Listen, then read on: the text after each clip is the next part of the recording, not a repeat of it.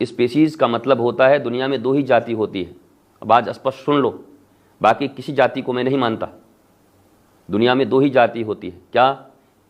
एक ज्ञानी, एक अज्ञानी, एक बुद्ध, एक बुद्धू। समझ रहे हो? एक सत्य, एक असत्य, एक धर्म, एक अधर्म, एक न्याय, एक अन्याय, एक उत्तम, एक अधम। इनके सिवा कोई जाति नहीं है। ये जो जाति जाति रट रहे हो ना, और मैं भी आपको सदा कहता हूँ, there is no caste, only our राष्ट्र।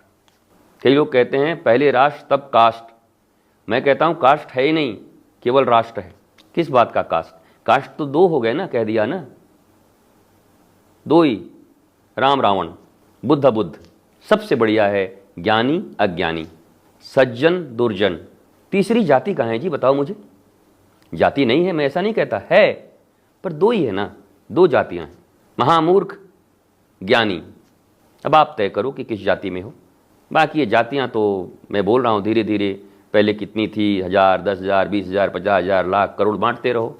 मैं तो लोगों को कहता हूँ, कभी पत्रकार मुझसे पूछते हैं कि हम चिंता मत करो, कुछ दिन के बाद जैसी अवस्था चल रही है, पत्रकार एक जाति हो जाएगी, नेता एक जाति हो जाएगी, डॉक्टर एक जाति हो जाएगी, इंजीनियर एक जाति हो जाएगी, किराना दुकान वालों की अलग जाति हो जाएगी, ठेले पर केले बेचने वाले अलग जाति के हो जाएंगे। ये कर्म के अनुसार कुछ चीज़ें बनाई गई थी, स्पेसिफाइड की गई थी। लोहा जो बनाएंगे उनको लोहार कहेंगे, पर वो छोटा है, अधम है, बुरा है, ऊंच नीच का भाव, ये कहाँ से आया भाई? और ये आया तो इसकी घोर निंदा होनी चाहिए।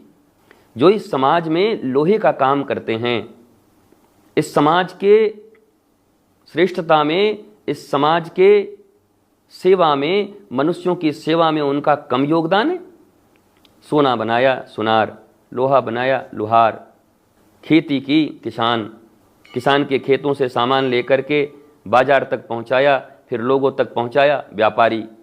कुछ एक शरीर की विधा को सीख करके, अगर आपके शरीर में कोई कष्ट आए तो उसको पैसे लेकर के दूर करने का, आपसे कुछ लेंगे और फिर उस कष्ट को दूर करेंगे। उसको डॉक्टर, ब्रिज बनने हैं, बड़े बड़े आने जाने हैं, पुल बनने हैं, बड़ी बड़ी इमारतें बननी हैं, उसके लिए एक engineer, architect, interior. But where is superior and inferior? Interior तो समझ में आया, आर्किटेक्ट तो समझ में आया, पर छोटा बड़ा कहाँ से हो गया? जिन्होंने प्यून, मतलब वो जो बैठे हैं कुर्सी पे पढ़ लिख के, उनको जल पिलाने का, उनकी फाइल देने का, जिन्होंने सेवा का व्रत लिया है, उनको प्यून, चपरासी कहा गया। तो चपरासी